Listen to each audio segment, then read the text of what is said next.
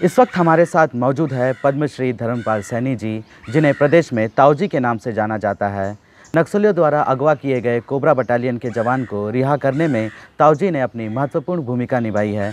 उनसे जानेंगे कि किस तरह से इस अभियान को अंजाम दिया गया। सबसे पहले बहुत बहुत बधाई आपको सैनी जी कि आपके नेतृत्व में जवान को रिहा किया गया। धन्यवाद जी। आपसे जानना चाहेंगे कि किस तरह से इस अभियान को अंजाम दिया गया, कब आपके पास फ़ोन आया और इस पूरी अभियान की तैयारी की गई? देखिए, चिंतित तो अपन लोग सभी थे कि जवान अगवा हो गए हैं और ऐसी घटना हुई है। उसी दौरान 5 तारीख को मेरे से संपर्क हुआ पुलिस विभाग के द्वारा किया गया और वार्ता के लिए पूछा गया। तो मेरे मन में सवाल था कि भाई क्या वार्ता की और किनसे करनी होगी। वो मैंने सवाल किए तो उन्होंने बाद में बताने कहा।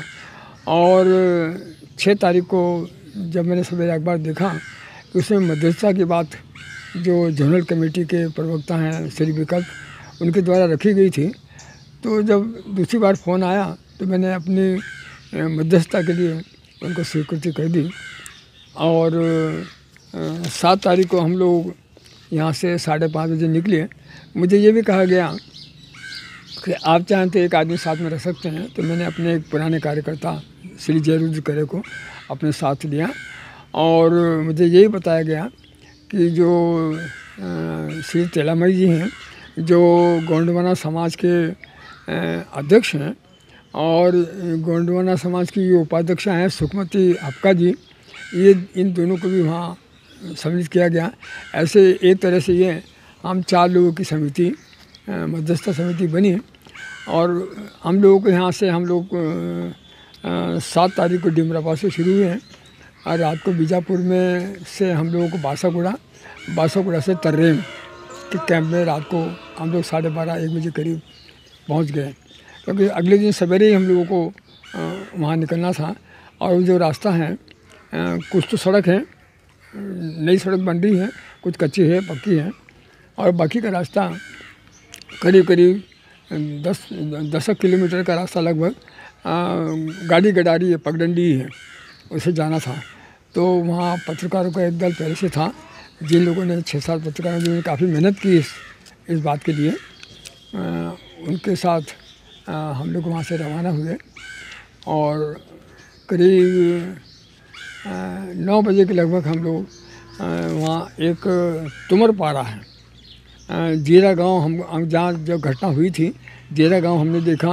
वहाँ से जूनागढ़ा पहुँचे।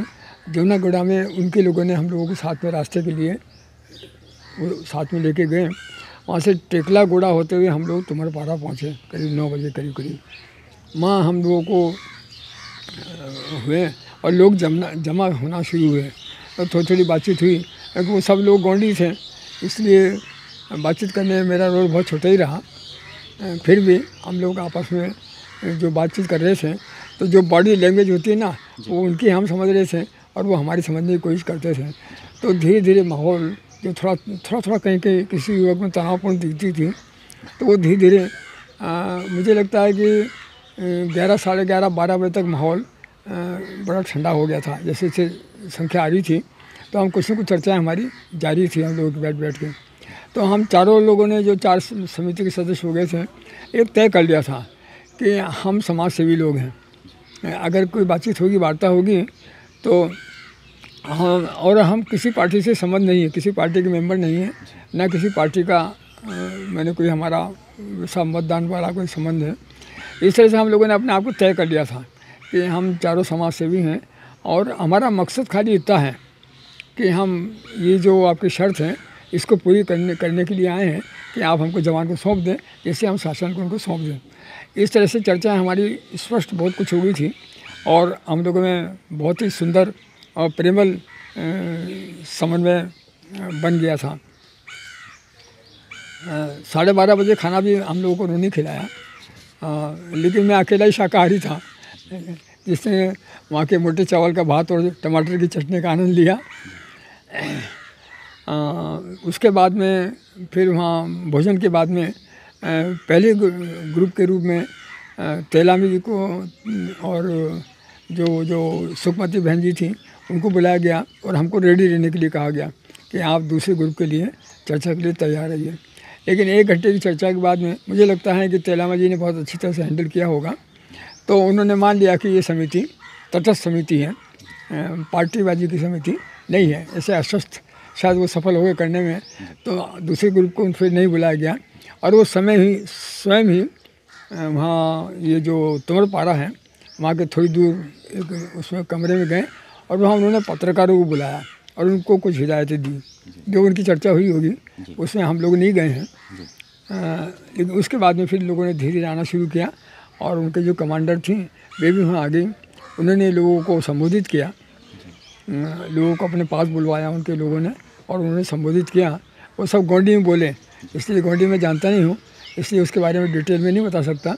लेकिन उसमें उन्होंने जो प्रमुख बातें कही, ये कही कि ये जवान है, ये समिति आई है, इस समिति के सामने हम उस जवान को छोड़ रहे हैं, तो तुम लोगों का क्या कहना है। अच्छा उसने प्रवचन दिया होगा, 10-15 मिनट बोली हैं वो। तो जो वहाँ जो वातावरण हमको जो हम बॉडी लैंग्वेज पढ़ने की कोशिश कर रहे थे, उससे वातावरण सकारात्मक बनता हुआ नज़र आ रहा था। और जब उनने पूछा तो लोगों ने समर्थन किया कि हाँ उनको होना चाहिए। कुछ 2-4 स्वर ऐसे भी थे कि उसके बीच में एक शिकायत का लंबा दौर चला, जिससे मारपीट जिन लोगों के साथ में हुई थी उन लोगों ने अपने दुखी बातों को रखा, कैसे मारपीट हुई वगैरह वगैरह। तो वो भी अच्छा तो नहीं लग रहा था, क्योंकि कुछ शिकायतें ऐसी थी कि जो वाजिब जैसी लगी। लेकिन अब जानते हैं कि जहाँ ऐसी मुठभेड़ होती है उसके बाद में सभी लोग आपा खोए हुए होते हैं, तो उसको समझा जा सकता है कैसे कैसे हुआ होगा। लेकिन उसके बाद में जब जवान को लाया गया तो वो क्षण हम लोगों के लिए भी थोड़ा वेदनादायक था। जब हमने जवान को बंधनों में खोते देखा तो हम लोगों को भाई इतना समझ लीजिए कि हम लोगों ने किस तरह से अपनी भावनाओं पर काबू रखा है। पर उन्हें बहुत ही शांत और जिसको कहते हैं सकारात्मक माहौल में वो सब वहाँ पर प्रक्रिया हुई। काफ़ी फ़ोटोग्राफ हुए, फिर हम लोगों के साथ में फ़ोटोग्राफ हुए और लोगों ने अपने प्रश्न पूछना शुरू किए। जो पत्रकार भाई थे उन लोगों ने उनका इंटरव्यू लेना शुरू किया। तो करीब करीब सबके प्रश्न में उन्होंने ये कहा कि कॉमन प्रश्न थे सबके कि मेरे को ना आतंकित किया गया, ना मुझे प्रताड़ित किया गया, ना मुझे कोई चोट पहुँचाई गई है, खाना वगैरह दिया गया है वगैरह वगैरह। फिर ये भी पूछा गया कि आप पकड़ में कैसे आ गए। तो उन्होंने कहा कि जब एनकाउंटर हो रहा था तब मैं बेहोश हो गया था और जब मेरा होश खुला तब तक सब खत्म हो चुका था। मैं अकेला आ रहा था तो मुझे अगवा किया गया। कुछ आपसे भी चर्चा हुई नक्सलियों की, आपके बारे में जानने की कोशिश की? हाँ, उन्होंने जो वही कॉमन सवाल जो उनसे वहाँ अकेले में किए थे वही जो मेरे पास आके बैठते रहे, बातचीत करते रहे धीरे धीरे कि आप क्या करते हैं। फिर वहाँ उन्होंने कहीं वो 2-3 बार ये भी कहा था कि इनको पद्मश्री मिला है, तो वो भी एक भाई ने पूछा कि कब मिला वगैरह वगैरह और क्या कर रहे हैं। तो मैंने सब बताया कि हम बालिकाओं की शिक्षा करते हैं और तो आपको समाज सेवा कैसे मिला, आप शिक्षा में काम करते हैं। मैंने कहा मैं शिक्षा के द्वारा आर्थिक, सामाजिक, सांस्कृतिक ये सब कार्यों को अंजाम देता हूँ, खाली किताबों की शिक्षा नहीं देता हूँ। तो शायद उनको लगा होगा ये समाज सेवा काम कर रहे हैं शिक्षा के द्वारा, तो मुझे समाज सेवा का ये मिला। फिर ये भी कहा गया कि भाई इनका फ़ोटो हमको मिलना चाहिए। जो शर्तें जो उनकी मांग थी इनमें शर्त के रूप में नहीं रखा था, कुछ भी अपनी मांग के रूप में रखा था।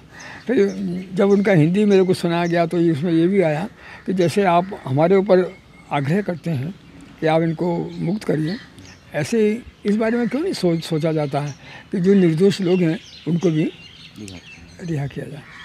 ये ऐसे उनकी ये चर्चाएँ वहाँ आती रही।